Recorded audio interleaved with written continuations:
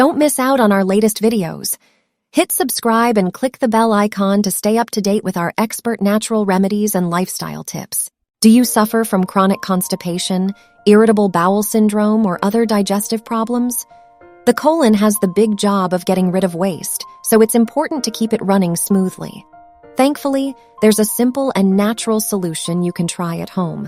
A homemade colon cleanse can help flush out toxins in your body and soothe constipation.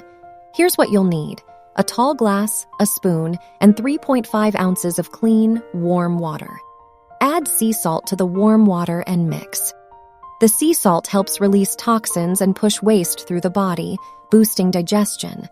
Next, add apple juice, ginger juice, and fresh lemon juice to the glass and mix.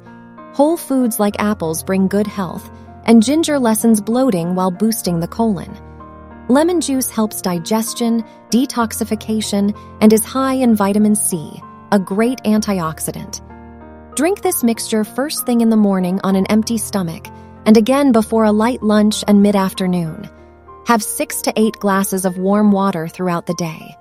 Remember to slow down your liquid intake after 5 p.m. so you don't wake up in the middle of the night.